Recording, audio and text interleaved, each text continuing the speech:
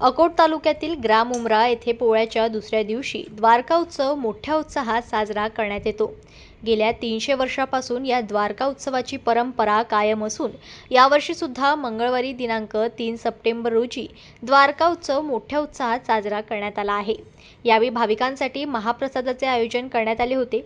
शेतकऱ्यांसोबत वर्षभर राबणाऱ्या वृषभराजाच्या ऋणातून मुक्त होण्याचा दिवस द्वारका उत्सव म्हणून साजरा करण्यात येतो। या दिवशी बळीराजा बैलांना सजवून ग्रामदैवत वाकाजी महाराजांच्या मंदिरात समाधी दर्शनासाठी आणतात। त्यानंतर मानाचा बैल शेतकऱ्यांच्या घरापासून ढोल ताशांच्या गजरात वाजत गाजत दिंड्यांसह वाकाजी महाराज मंदिरात समाधी दर्शन करून दुपारी 3 वाजता या द्वारका उत्सवाला गावातून निघण्यास सुरुवात होते।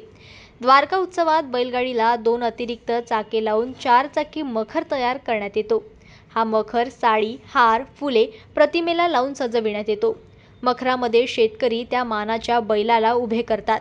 त्या मानाच्या बैलांची ढोल ताशे दिंड्या भजनाच्या गजरात वाजत गाजत मिरवणूक काढतात।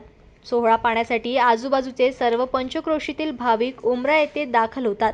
बैल उभे असलेला मखर शेतकरी स्वतः ओढतात।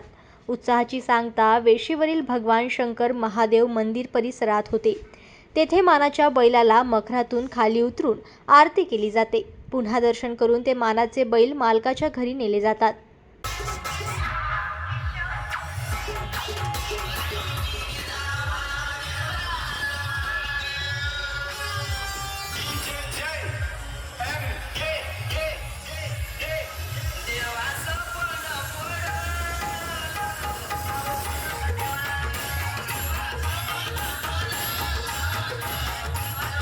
जनमत लाईव्ह न्यूजसाठी अकोटमधून देवानंद खिरकर यांची रिपोर्ट।